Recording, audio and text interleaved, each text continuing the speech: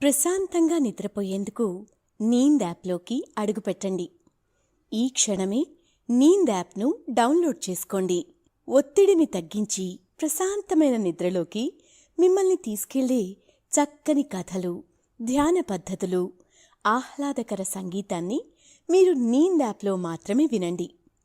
నమస్తే, నేను మీ సుష్మిత. ఇప్పుడు రచయిత్రి మంజీత కుమార్ రచించిన సాగరకన్య అనే కథను మనం విందాం. సముద్రాల్లో సాగరకన్యలు, సాగర పురుషులు ఉంటారు అని అంటుంటారు.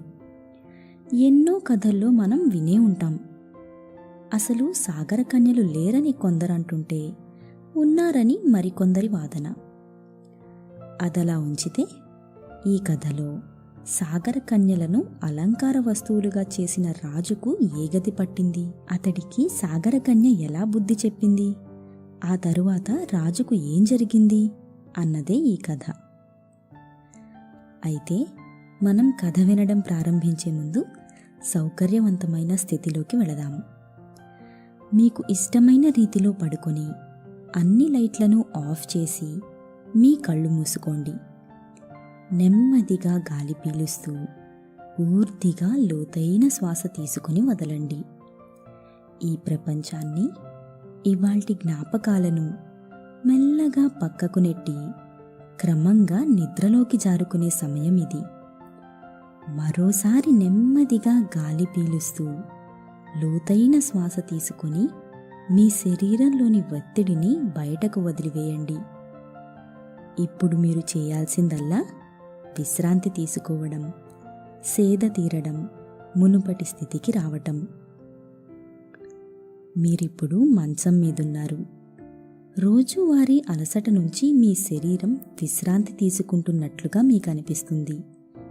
కాళ్ల నుంచి మొదలుపెట్టి మీ అవయవాల్లోని ఒత్తిడిని ఒక్కొక్కటిగా బయటకు పంపించేయండి. మీకోసం అవన్నీ రోజంతా చాలా కష్టపడ్డాయి కాబట్టి వాటికి విశ్రాంతి తీసుకునే అర్హత ఉంది.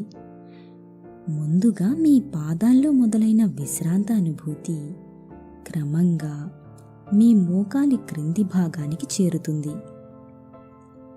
అక్కడి నుంచి మోకాళ్లలోకి ప్రవేశిస్తుంది.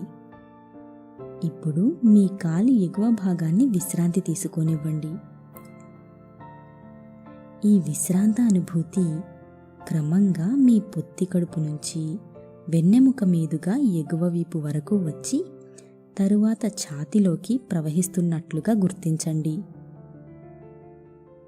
అక్కడి నుంచి మీ భుజాల్లోకి, తరువాత చేతుల్లోకి, చివరిగా వేలికొనల వరకు వెళుతున్నట్లుగా అనుభూతి చెందండి.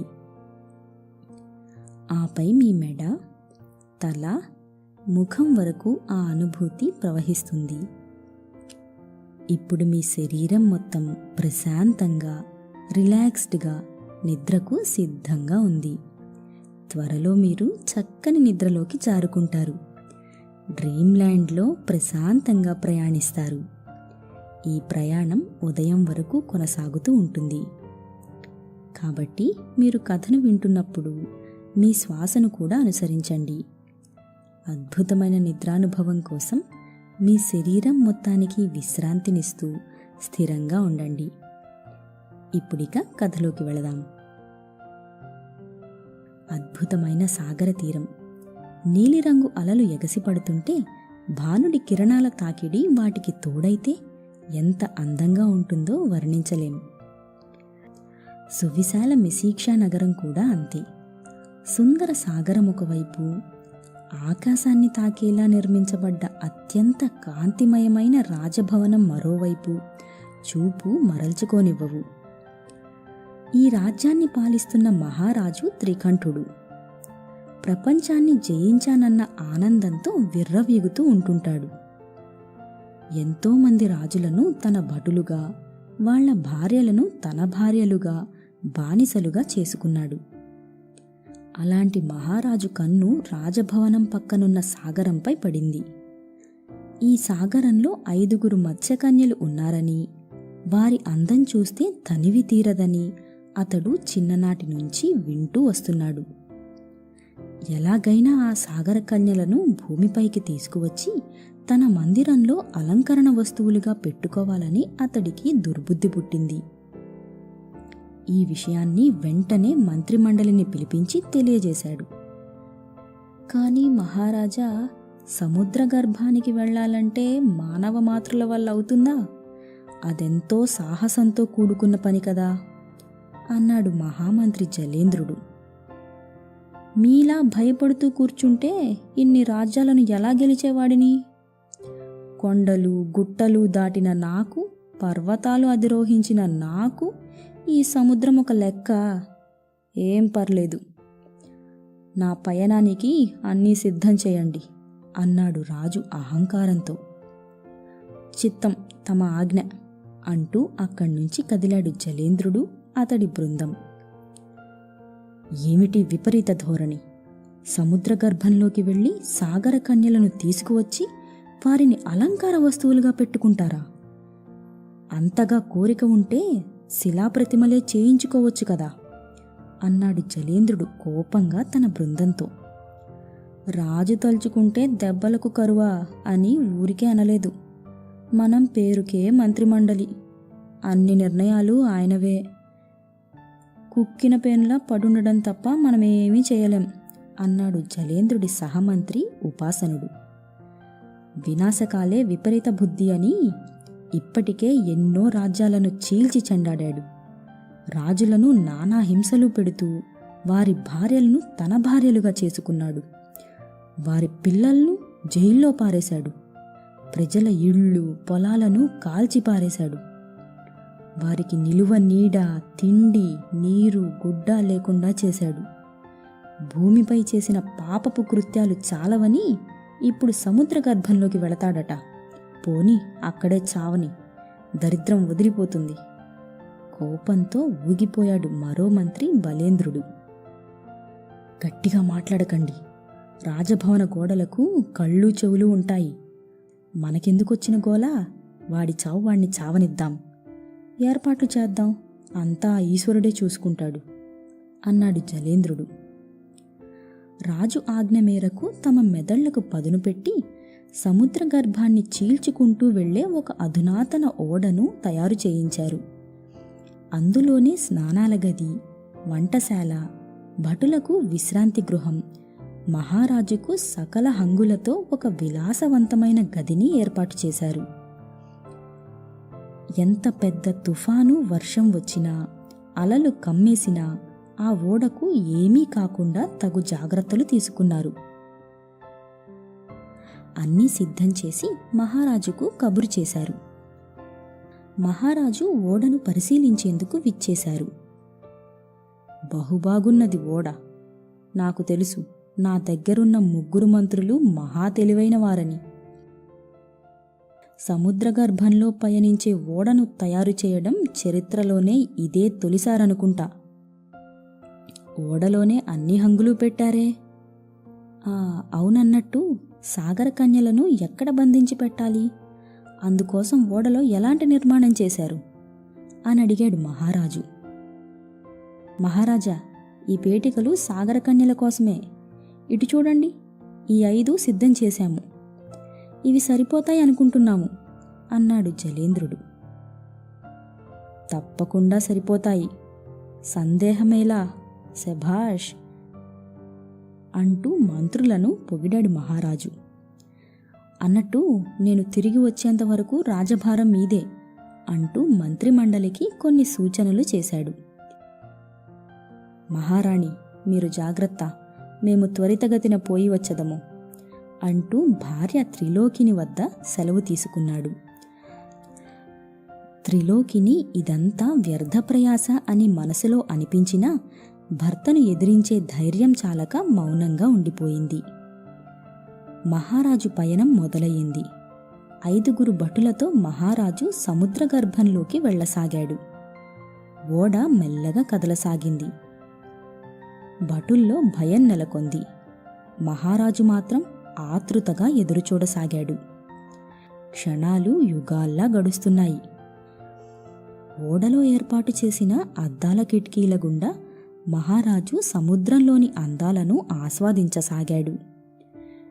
నీలిరంగు నీటిలో తేలియాడుతున్న చేపపిల్లలు, రకరకాల రంగురంగుల మత్స్యాలు, పాములా పాకుతున్న చేపలు, జింకలా గెంతుతున్న ప్రాణులు, మొసళ్ళు, తిమింగళాలు, సొరచేపలు, అందమైన రంగురాళ్ళు, ఆకర్షించే పచ్చని మొక్కలు. ఒకటా రెండా, ఆ సముద్రగర్భం ఒక అద్భుత లోకాన్ని తలపించింది. ఆహా, ఇక్కడే ఒక భవంతి నిర్మించుకొని ఇక్కడే ఉంటే ఎంత బాగుంటుంది.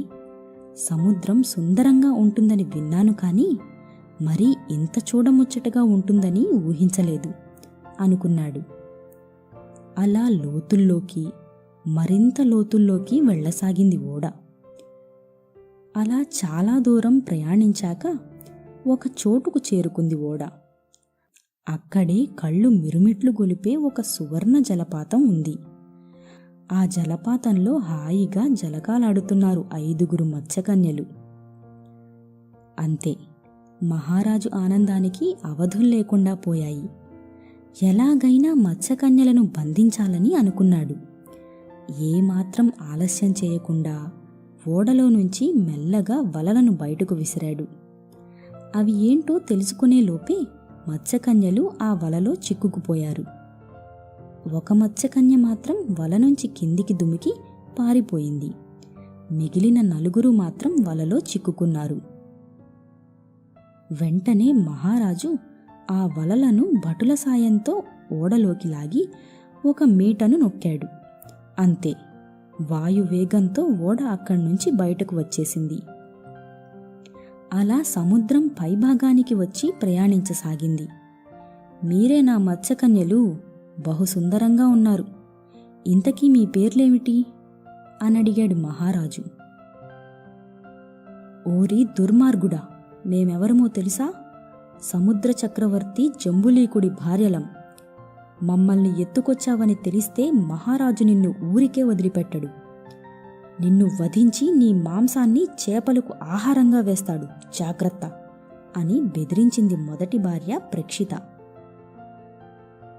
మీ చక్రవర్తి ఇక్కడికి వచ్చినప్పుడు చూద్దాంలే. ఇక మీరదంతా మర్చిపోతే బాగుంటుంది. ఎందుకంటే ఇకపై మీరు నాతోనే ఉండబోతున్నారు. అయితే ఇలా కాదు, సౌందర్యాలు చిందించే నాట్యగత్తెలుగా హహహ అని భయంకరంగా నవ్వసాగాడు. చావుకాలం ఆసన్నమయ్యిందిరా. మా 5వ చెల్లి ఈ పాటికి చక్రవర్తికి విషయం చెప్పే ఉంటుంది. నీ జీవితం ఇక నీ చేతుల్లో లేదు అంది కోపంగా 2వ భార్య అక్షిత. మమ్మల్ని విడిచిపెట్టండి. మమ్మల్ని ఎందుకు బంధించారు? మేం మీకు ఏం అన్యాయం చేశాము? అయినా మేము అలంకార వస్తువులం కాదు, మేము ప్రాణమున్న జీవులం. ఇది మహాపాపం, ఘోరం అంటూ విలవిల్లాడిపోసాగింది 3వ భార్య రక్షిత. ఈ చండాలుణ్ణి ఎందుకు బతిమలాడతావు? చక్రవర్తి రావడం, వీడి తల నరకడం తథ్యం. అంతవరకు వేచి చూద్దాం అంది 4వ భార్య మోక్షిత. అవునవును, మన 5వ చెల్లి సోక్షిత ఈ పాటికి చక్రవర్తితో కలిసి వస్తూనే ఉండాలి అంటూ ధైర్యం పలికింది ప్రక్షిత. మీ మాటలిక కట్టిపెట్టండి. అదిగో ఆ కనిపించేదే నా రాజ్యం. ఇక మీరు బొమ్మలుగా మారడానికి సిద్ధంగా ఉండండి అంటూ నవ్వాడు త్రికంఠుడు. మహారాజు అంత త్వరగా రావడం చూసి ఆశ్చర్యపోయారు మంత్రిమండలి. ఓడ పనితీరును మెచ్చుకోకుండా ఉండలేకపోయారు. విజయీభవ మహారాజా, విజయీభవ. ఇంత త్వరగా మీరు అనుకున్నది సాధిస్తారని అనుకోలేదు. ఏరి, ఎక్కడ ఆ మత్స్యకన్యలు? మమ్మల్ని కూడా చూడనివ్వండి అన్నాడు జలేంద్రుడు ఆసక్తితో. మత్స్యకన్యలు ఎప్పుడూ విన్నదేగాని చూసింది లేదు. 4 మత్స్యకన్యలు బహుముచ్చటగా ఉన్నారు మహారాజా. ఉపాసనుడు మత్స్యకన్యలనే చూడసాగాడు రెప్పవేయకుండా. మహారాజా, ఈ మత్స్యకన్యలను ఏం చేయబోతున్నారు అనడిగాడు బలేంద్రుడు. ఒక పెద్ద నీటి మందిరాన్ని ఏర్పాటు చేసి అందులో ఈ మత్స్యకన్యలను పడేస్తాను. వీటి ఆట పాట మనల్ని మరో లోకాలకు తీసుకువెళ్ళాలి అన్నాడు త్రికంఠ మహారాజు. కానీ ఇది తప్పేమో కదా మహారాజా. ఇప్పటికే ఎంతోమంది మగువలను చెరపట్టారు. వాళ్ల భర్తలను చంపి వారి జీవితాలతో ఆడుకున్నారు. ఇప్పుడు ఈ మత్స్యకన్యలను తీసుకొచ్చారు. నాకెందుకో భయంగా ఉంది అంది మహారాణి త్రిలోకిని. మీకు పోటీగా ఈ అందగత్తెలను తెచ్చామనే కదా మీ బాధ. వారు వారే, మీరు మీరే పగలబడి నవ్వాడు మహారాజు.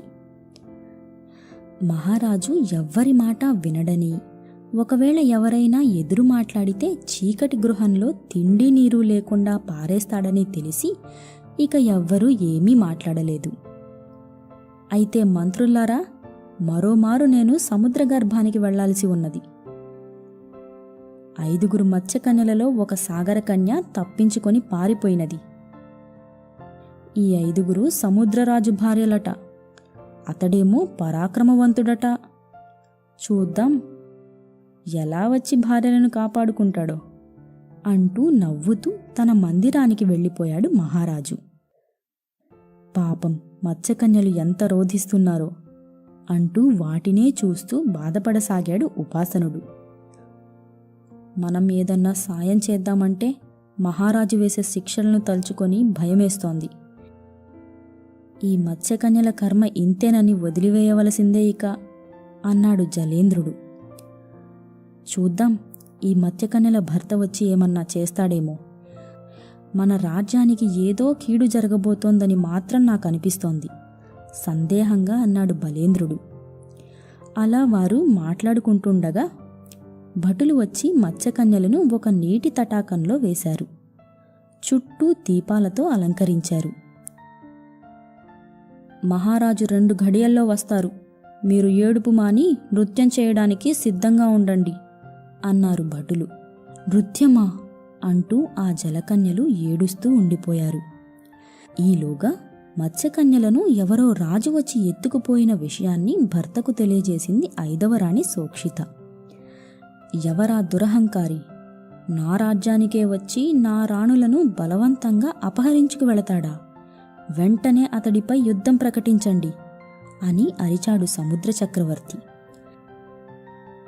చక్రవర్తుల వారు కాస్త శాంతించండి. వారు మానవులు, కాళ్లపై నడవగలరు, సముద్రంలో మనలా ఈదగలరు, జంతువులపై స్వారీ చేయగలరు. కాని మన వల్ల అదంతా సాధ్యమవుతుందా? పైగా వాళ్ల రాజ్యంలో అతడే పెద్ద. ఎంతమంది సైనికులున్నారో, ఎంత జంతుబలం ఉందో మనకేం తెలుసని? అందుకే ఒక మంచి ఉపాయం ఆలోచించి అతడిని వధించవలెను అన్నది సోక్షిత ఆలోచిస్తూ. కాని అంత సమయం లేదు కదా సఖీ. నీ అక్కలందరూ అతడి చెరలో ఉన్నారు అన్నాడు బాధగా సముద్ర చక్రవర్తి. అలా అని ఆలోచన లేకుండా వెళితే మనం కూడా చిక్కుకుపోతాం మహాప్రభు. కాస్త సావధానంగా ఆలోచించండి అంది సోక్షిత. సముద్ర చక్రవర్తి తన ప్రజానికాన్ని, సేనలను పిలిపించి ఈ పరిస్థితి గురించి వివరించాడు. ఏం చేస్తే బాగుంటుందో అందరి నిర్ణయమూ తీసుకున్నాడు. ఈలోగా సోక్షితకు ఒక ఆలోచనొచ్చింది. మహారాజా, నేనొక పనిచేసేదా అంది దీర్ఘాలోచనలో. ఏమిటది అనడిగాడు చక్రవర్తి. నేను భూమిపైకి వెళతాను. ఆ రాజు గురించిన వివరాలన్నీ తీసుకుని వస్తాను. నా అక్కలను ఎక్కడ బంధించాడు, ఎలా వారిని చేరుకోవాలి అవన్నీ తెలుసుకుంటాను అన్నది సోక్షిత. నువ్వా? ఒంటరిగానా? వద్దు దేవి, వద్దు. నీకేమన్నా జరిగితే అని భయపడ్డాడు చక్రవర్తి. నాకు ఏమీ జరగదు. నేను నా జాగ్రత్తలో ఉంటాను. దయచేసి నాకు అనుమతివ్వండి అంటూ ప్రాధేయపడింది. సరే, కానీ జాగ్రత్తగా ఉండవలెను. అసలే మనుషులు అని చెప్పాడు సముద్ర చక్రవర్తి. అటులనే అంటూ కదిలింది సోక్షిత. అత్యంత వేగంగా ఈదుకుంటూ సముద్రగర్భం నుంచి బయటకు వచ్చింది. ఎదురుగా సుందర రాజభవనం కనిపించింది. ఇదే అనుకుంటా రాజమందిరం. ఇక్కడే నా సోదరీమణులు ఉంటారనుకుంటా అనుకుంది. మెల్లగా చాటు నుంచి గమనించసాగింది. వేలాది మంది సైనికులు, అశ్వాలు, ఏనుగులు, మనుషులు ఇవన్నీ చూసేసరికి సోక్షితకు కాస్త భయమేసింది. ఇంతమంది ఉన్న చోటు నుంచి ఎలా తన సోదరీమణులను కాపాడుకోవాలి అనుకుంటూ అటూ ఇటూ చూడసాగింది. ఇంతలోనే చప్పట్లు, దీపాల వెలుతురులో మిరుమిట్లు గొలిపే కాంతి మధ్య ఒక పెద్ద గాజు డబ్బాను తీసుకువచ్చారు. అందులో సాగరకన్యలను ముస్తాబు చేసి ఉంచారు. మహారాజు రాగానే వారితో నాట్యం చేయించసాగారు. సాగరకన్యలు నాట్యం చేసేందుకు ఒప్పుకోకపోతే వారిని కొడుతూ బలవంతంగా నాట్యం చేయించసాగారు. అయ్యో, నా సోదరీమణులకు ఎంత కష్టం వచ్చింది! ఓరీ మహారాజా, నీకు అంతం ఆసన్నమయ్యిందిరా అనుకుంది సోక్షిత.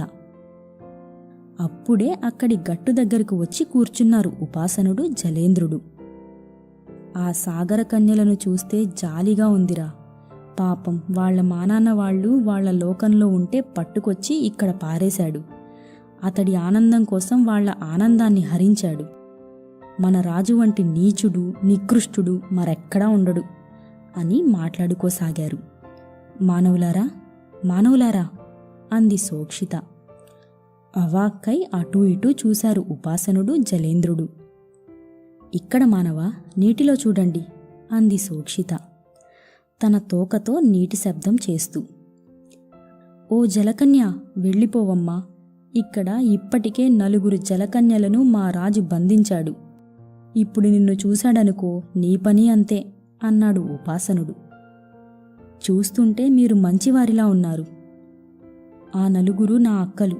వారిని ఇక్కడి నుంచి తీసుకెళ్లే మార్గం చెప్పండి దయచేసి, మీకు పుణ్యం ఉంటుంది అంటూ ప్రాధేయపడింది. ఇక్కడ నుంచి బయటపడడం అంటే నరకం నుంచి భయపడినట్టే తల్లి. కానీ మేము రాజు సేవకులం. అంతకు మించి అతడంటే భయపడేవాళ్లం. మేము నీకు ఎలా సహాయపడగలం చెప్పు అన్నారు నెమ్మదిగా మాట్లాడుతూ. మీ రాజకోట రహస్యాలు మాకు చెప్పండి. ఎంతమంది సైనికులున్నారు? అశ్వాలు, ఏనుగులు ఎన్నున్నాయి? ఏ వేళల్లో మీ రాజు నిద్రిస్తాడు? ఇలాంటివి అని అడిగింది. అయినా మీరు భూమిపై నిలబడి మాతో యుద్ధం చేయలేరు. ఆ వివరాలన్నీ తెలుసుకున్నా మీకు ఉపయోగం లేదు. ఏం చేసినా మా మహారాజు నీటిలో ఉండగానే చేయాలి. ఎందుకంటే ఆయన 35వ ఏట జలగండం ఉందని జాతకంలో ఉంది. ఈ వచ్చే వారమే ఆయన 35వ పుట్టినరోజు. అయితే గీతే ఆ రోజే ముహూర్తం పెట్టాలి అన్నాడు జలేంద్రుడు అప్పుడే అక్కడకు వచ్చి జలకన్యతో. మీరు అంటూ భయపడింది జలకన్య. భయపడకమ్మా, మేము 3 ఈ రాజు మంత్రులం. మా కర్మకాలి ఈ ఉద్యోగం వెలగబెడుతున్నాం. నీకు సాయం చేయగలం. చెప్పు, ఏం చేయాలి, ఎలా చేయాలి అని అడిగాడు జలేంద్రుడు. ఎలాగూ గండం ఉందన్నారు కాబట్టి సరిగ్గా అదే రోజు నేనిక్కడ తచ్చాడుతూ కనబడతాను. నన్ను చూసి పట్టుకునేందుకు మీ మహారాజు నా వెనకే వస్తాడు. అలా నేను ఈదుకుంటూ వేగంగా మా రాజ్యానికి వెళ్ళిపోతాను. రాజు వెళ్ళగానే మీరు మా అక్కలను విడుదల చేయండి. ఈలోగా మా రాజ్యంలోని సైనికులంతా సిద్ధంగా ఉంటారు. మీ మహారాజును నీటిలోనే మట్టుబెడతారు అని తన ఆలోచనను మంత్రిమండలి ముందు పెట్టింది. అంతా బాగానే ఉంది గాని మీ సోదరీమణులను విడుదల చేయాలంటే అది మా వల్ల కాని పని అన్నాడు తలదించుకుంటూ ఉపాసనుడు. మహారాణి సాయం కోరితే ఎలా ఉంటుంది అన్నాడు బలేంద్రుడు. మహారాణా అంటూ నివ్వెరపోయారు ఉపాసనుడు, జలేంద్రుడు. అవును, మహారాణి కూడా మహారాజు చేష్టలతో విసిగెత్తిపోయింది. తనను కాదని వేరే మహారాణులను తీసుకొని వచ్చిన రాజంటే మంటెక్కిపోతోంది. కాబట్టి ఓసారి ఆమెను అడిగితే అన్నాడు బలేంద్రుడు. ఒప్పుకుంటుందా అని సందేహాన్ని వెళ్లబుచ్చింది సోక్షిత. తప్పకుండా ఒప్పుకుంటాను. ఎంతోమంది మహిళల మానాలను చరిచి వారి భర్తల ప్రాణాలను తీసిన నా భర్త వంటివాడు ఈ లోకంలో ఉండకూడదు. అందుకు నేను మీకు సాయం చేస్తాను అని అక్కడికి వచ్చిన మహారాణి త్రిలోకిని అనడం అందరూ ఆశ్చర్యపోయారు. కాని మహారాణి మనసును మెచ్చుకోకుండా ఉండలేకపోయారు. వచ్చే వారమే మన ప్రణాళికను అమలుపరుద్దాం. సైనికాధ్యక్షుడితో నేను మాట్లాడతాను. సైనికులంతా మనవైపే మొగ్గేలా నేను చూసుకుంటాను. ప్రపంచాన్ని జయించిన పొగరుతో ఉన్న మహారాజు తాను ఒంటరివాడినని గ్రహించాలి. చేసిన తప్పులకు శిక్ష అనుభవించాలి అంటూ పలికింది మహారాణి త్రిలోకిని. ధన్యోస్మి మహారాణి, ధన్యోస్మి. మీ వంటి వీరవనితలు మహా అరుదు. నాకోసం మీ మాంగళ్యాన్ని వదులుకునేందుకు సిద్ధపడినందుకు ధన్యురాలిని. ఇక సెలవు, వచ్చే వారం కలుస్తాను అంటూ నీటిలోకి వెళ్ళిపోయింది సోక్షిత. ఆ తరువాత ఎక్కడివారు అక్కడికి వెళ్ళిపోయారు. మహారాజు మరో యుద్ధం కోసం పొరుగు దేశానికి వెళ్ళాడు. ఇదే అదనుగా సైనికాధ్యక్షుడు వీరసేనుడిని రమ్మని కబురు చేసింది మహారాణి. మహారాణి ప్రణామములు అన్నాడు సైనికాధ్యక్షుడు వీరసేనుడు. ప్రణామములు వీరసేన. మీతో ఒక చిన్న పని పడింది. మహారాజుపై మీ అభిప్రాయం అనడిగింది మహారాణి సూటిగా. ఇదేం ప్రశ్న మహారాణి? ఆశ్చర్యపోయాడు వీరసేనుడు. మంచివారనా కాదనా అంది మహారాణి వీరసేనుడి ముఖ కవళికలు గమనిస్తూ. అంటే మహారాణి అది అది అంటూ మౌనాన్ని ఆశ్రయించాడు వీరసేనుడు. మహారాజు మంచివాడు కాదు. యుద్ధం పేరిట ప్రపంచమంతా రక్తపాతాన్ని సృష్టిస్తున్నాడు. ఆడవారి జీవితాలతో ఆడుకుంటూ వారి పసుపు కుంకుమలను చెరిపేస్తున్నాడు. అంతెందుకు, మొన్నటికి మొన్న ఆ జలకన్యలను అపహరించి ఇక్కడ వారితో బలవంతంగా నృత్యాలు చేయిస్తున్నాడు. వారిలో ఒకరు గర్భిణి. నాకైతే మహారాజును హతమార్చాలన్నంత కసి, కోపం పెరిగిపోయాయి. మరి మీ సంగతి అంటూ వీరసేనుడి వైపు చూసింది. మీరన్నది నిజమే మహారాణి. మహారాజు ఎంతమంది ఆడవారితో ఆడుకున్నారో నేను చూశాను. ఎన్నో మార్లు వద్దని వారించాను, కానీ వినలేదు. అలా అన్నందుకు నన్ను యుద్ధభూమికి దూరం చేసి ఇదిగో గుర్రాల సంరక్షకుడిగా చేశారు అన్నాడు దీనంగా. కిం కర్తవ్యం అన్నది మహారాణి. మీరే తెలపండి మహారాణి. మీరు ఏం చెబితే అది, ఎలా చేయమంటే అలా చేస్తాను మాటిచ్చాడు వీరసేనుడు. అయితే అంటూ మత్స్యకన్య మంత్రిమండలితో మాట్లాడిన విషయాలన్నింటినీ పూసగుచ్చినట్టు చెప్పింది. మొదట వీరసేనుడు ఆశ్చర్యపోయినా తరువాత సరేనంటూ తలాడించాడు. అందరూ ఎదురుచూసిన రోజు రానే వచ్చింది. మహారాజు త్రికంఠుడి 35వ జన్మదినం. రాజ్యమంతా కోలాహలంగా ఉంది. మహారాజు ఎంతో ఉత్సాహంగా ఉన్నాడు. ఇంతలో మహారాణి మహారాజు చెంతకు వచ్చింది. మహారాజా, మీకోసం పళ్లరసాన్ని సిద్ధం చేసి ఉంచాను. మీరు బయటకు వస్తే ఒక బహుమతి కూడా ఇస్తాను అంది. బయటకా? ఇవాళ నేను గడప దాటి బయటకు రానని తెలుసు కదా అన్నాడు మహారాజు. మన రాజ్యమేగా, బయటంటే అంత భయమెందుకు? వీరులు శూరులు, మీకు భయమేలా అని అతడిని పలు పలు విధాల మురిపించింది. దాంతో మహారాజు విర్రవీగుతూ బయటకు వచ్చాడు. అలలు ఉవ్వెత్తున ఎగసిపడుతున్నాయి. వాటిని చూడగానే త్రికంఠుడిలో ఏదో అలజడి మొదలయింది. అలా చూస్తుంటే ఒక మత్స్యకన్య నీటిపై తేలియాడుతూ కనిపించింది. మహారాణి, మహారాణి, చూశారా చూశారా, మరో మత్స్యకన్య కనిపించింది.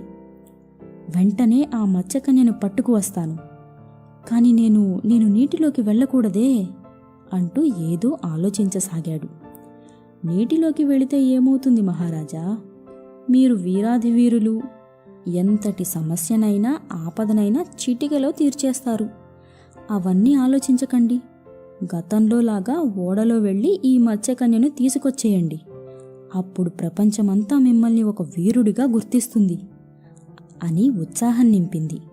మహారాజును ఊరిస్తూ ఓడలోకి పంపింది. కాని అప్పటికే ఓడలోని కీలక మీటలను తొలగించారని మహారాజుకు తెలీదు. మీరన్నది నిజమే, నాకు భయమేలా, ప్రపంచాన్నే గెలిచినవాడను అంటూ ఓడవైపు కదిలాడు. మహారాజా, మీకోసం మేమంతా వేచి ఉంటాం అన్నాడు సైనికాధ్యక్షుడు. మహారాజు ఓడ నీటిలోకి వెళ్ళింది.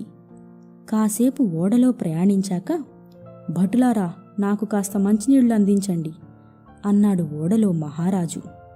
కాని అక్కడ భటులెవ్వరూ లేరు. అన్నీ దుస్తులతో చేసిన బొమ్మ భటులే ఉండడంతో అందరూ కలిసి కుట్ర పన్నారని మహారాజుకు అర్థమైంది.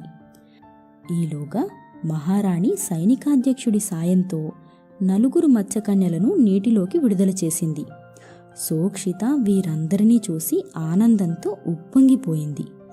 మహారాణి త్యాగానికి నమస్కరిస్తూ జలకన్యలు తమ గృహానికి బయలుదేరారు.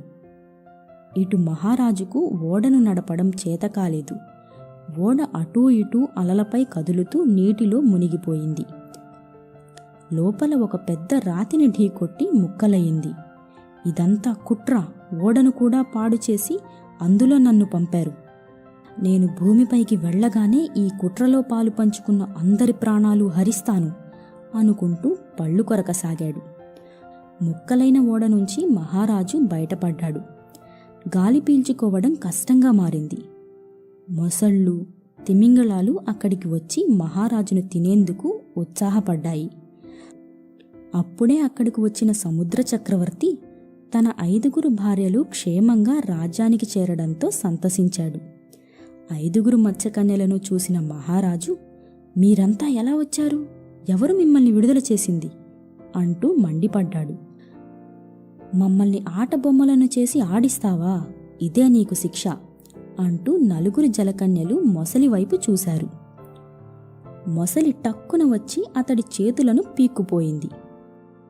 అమాయక రాణుల భర్తలను యుద్ధం పేరిట బలిగొని వారి మాన ప్రాణాలతో ఆడుకుంటున్నందుకు ఇదే శిక్ష అంటూ సోక్షిత తిమింగళం వైపు చూడగానే అది వచ్చి కాళ్లను లాక్కుపోయింది. బాధతో మహారాజు త్రికంఠుడు ఏడవసాగాడు. ఇప్పుడు ఏడ్చి ఏం లాభం? నీ వల్ల ఎంతమంది ఏడ్చారో గుర్తులేదా? బాగైంది, మరో జన్మలో కూడా ఇలాంటి ఆలోచనలు నీకు కలగకూడదు అని సొరచేప వైపు చూశాడు సముద్ర చక్రవర్తి. అంతే, అది వచ్చి త్రికంఠుడి కంఠాన్ని కొరికేసింది. అలా జాతకంలో ఉన్నట్టుగానే మహారాజు జలగండం నుంచి తప్పించుకోలేకపోయాడు. తనకు తానుగానే జలంలోకి వెళ్లి ప్రాణాలను కోల్పోయాడు. ఆ తరువాత కొన్ని రోజులకు సముద్ర చక్రవర్తికి కవలపిల్లలు జన్మించారు. అనతి కాలంలోనే మిగతా జలకన్యలు కూడా గర్భం దాల్చారు. ఇటు భూమిపై మహారాణి రాజ్యాన్ని ఏలసాగింది. మహారాజు బంధించిన రాజులను, రాణులను విడుదల చేసింది. వారి రాజ్యాలను తిరిగిచ్చేసింది. రాజు వల్ల పంటలు, ఇళ్ళు నష్టపోయిన వారికి మరలా ఇళ్ళు నిర్మించి ఇచ్చింది. పొలం పనులు చేసుకోవడానికి కావలసిన ఏర్పాట్లు చేసింది. అందరూ మహారాణి పాలనలో ఆనందంగా జీవించసాగారు. ఇటు మత్స్యలోకంలో చిరుమత్స్య బాలలు జన్మించడంతో వారంతా ఆనందపరవశులయ్యారు. విన్నారుగా ఈ కథను. ఒకరికి చెడు చేయాలని సంకల్పించిన వారు చివరికి అంతమొందుతారు. ఈ కథలోనూ అంతే. అందరినీ పీడించిన మహారాజు చివరికి సముద్ర గర్భంలోనే కన్నుమూశాడు. అందుకే మంచిగా ఉండాలి, మంచిని పెంచాలి. ఇక సెలవా మరి. శుభరాత్రి.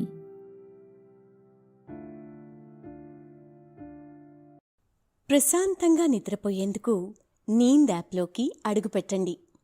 ఈ క్షణమే నీంద్ యాప్ను డౌన్లోడ్ చేసుకోండి. ఒత్తిడిని తగ్గించి ప్రశాంతమైన నిద్రలోకి మిమ్మల్ని తీసుకెళ్లే చక్కని కథలు, ధ్యాన పద్ధతులు, ఆహ్లాదకర సంగీతాన్ని మీరు నీంద్ యాప్లో మాత్రమే వినండి.